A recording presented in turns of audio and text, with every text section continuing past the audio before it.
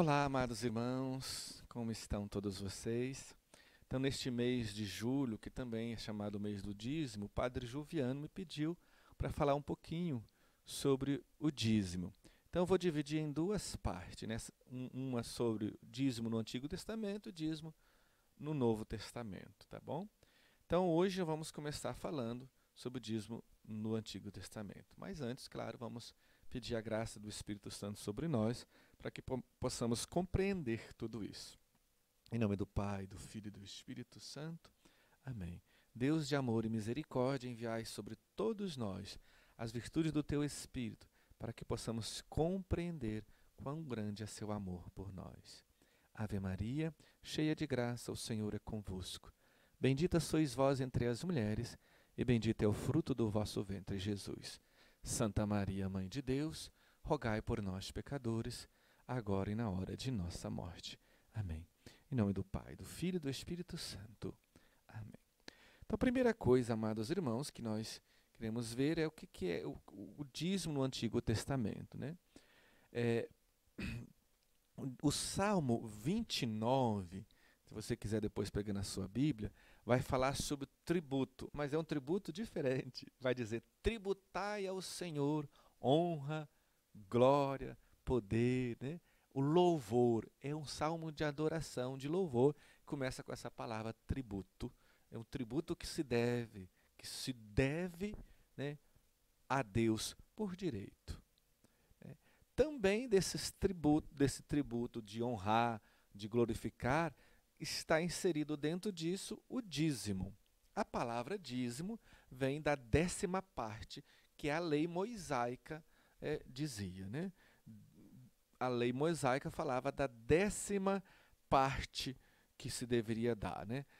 Vamos ler lá como a lei diz sobre isso no Antigo Testamento, Levítico, né? Que é a lei. Levítico, capítulo 27, vai dizer sobre, Deus vai expressar, né, a lei de Moisés. Então, Levítico 27 é a última parte do livro do Levítico, né, que é o livro das leis, sobre o dízimo. O finalzinho do livro. Todos os dízimos da terra, tanto dos produtos da terra como dos frutos das árvores, pertencem a Yahvé, o Senhor. É coisa consagrada ao Senhor. Se alguém quiser resgatar uma parte do seu dízimo, acrescentará 1/5 do seu valor. Em todo dízimo de gado, graúdo ou miúdo, a 10ª parte de tudo o que passa sob o cajado do pastor é coisa consagrada ao Senhor. Então, por que se tinha o dízimo lá no Antigo Testamento? Primeiro, né, por causa da tribo de Levi. A tribo de Levi é aquela tribo sacerdotal que não tinha herança, né? Todas as tribos de Israel receberam herança, um pedaço de terra, né? Menos a tribo de Levi, que era a tribo sacerdotal, não tinha herança. A herança deles é o Senhor. Então, criou-se essa lei, Deus criou essa lei através de Moisés, para que os levitas pudessem sobreviver. Era de responsabilidade de todos os outros sustentar, né, a tribo de Levi. E também o sustento do templo, quando se construiu o templo, né, para a manutenção do templo, né? Então, era isso, né? A gente vai ver que todos os judeus, né, por obrigação, né, pagava, devolvia a 5ª parte dos seus rendimentos ao templo, né? Mas antes mesmo do templo, antes da terra, já no Gênesis, lá no início, a gente vai ver sobre o dízimo. Por exemplo, quando Abraão encontra Melquisedeque, chamado sacerdote do Deus Altíssimo. Melquisedeque é um personagem assim misterioso, que a gente não sabemos de onde ele vem e depois não sabemos para onde ele vai, né? Não aparece. Quer dizer, ele vem do céu e volta para o céu, mais ou menos nesse sentido. E essa experiência, né, Abraão, que era o portador da benção, recebe a benção de Melquisedeque. E diz assim, lá no capítulo 14 de Gênesis, A partir do versículo 17 vai falar sobre esse encontro de Abraão com Melquisedeque. Mas diz assim que Abraão deu a Melquisedeque o dízimo de tudo que pertencia. Né? Então, devolveu o dízimo, né, de tudo que lhe pertencia. Isso é importante, né? A gente entender lá, Abraão já fez isso, né, embora ele seja o portador da bênção. No livro de Provérbios também fala da obrigação do dízimo. Diz assim, Provérbios 3, versículo 9 e 10, diz assim: honra Yahvé, honra ao Senhor com a tua riqueza, com as primícias de tudo que ganhares. E os teus celeiros estarão cheios de trigo, e os teus lagares transbordarão de vinho novo.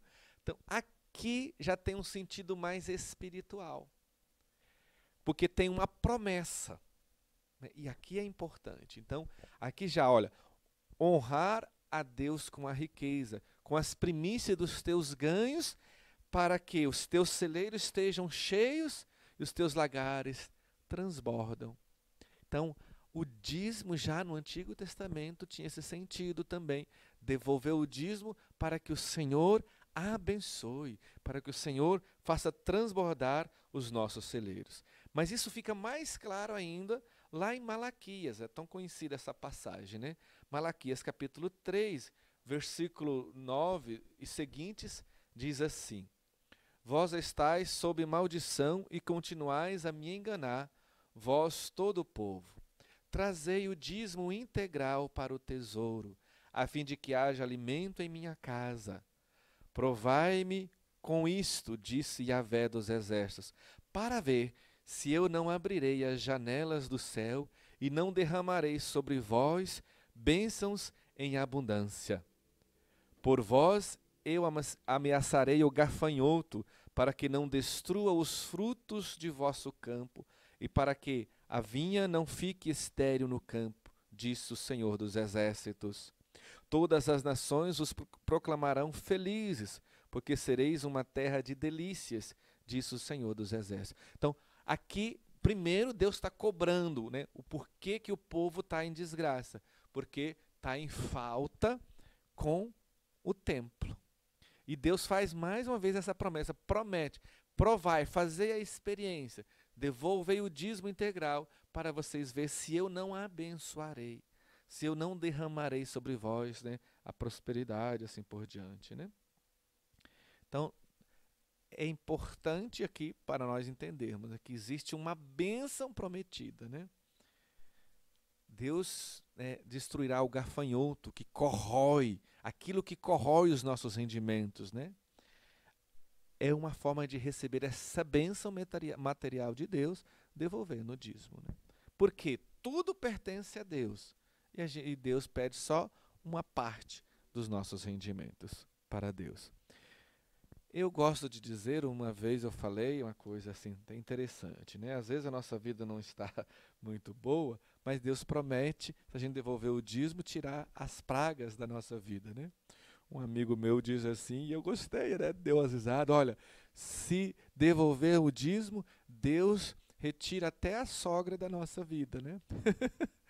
Ou seja, se a gente não devolve o dízimo, pode ser que a sogra venha morar com a gente, né? Claro, perdoa minhas sogras, não é esse o sentido, né? Mas assim, tudo, né, que a gente devolve, Deus devolve em graças, em bênção. É esse o sentido da palavra de Malaquias.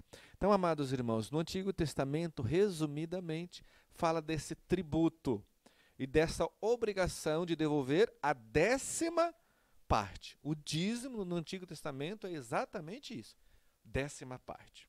Pois, na próxima vez, vamos falar o que diz o Novo Testamento, o que diz Jesus sobre isso. Tá bom? Louvado seja nosso Senhor Jesus Cristo. Para sempre seja louvado.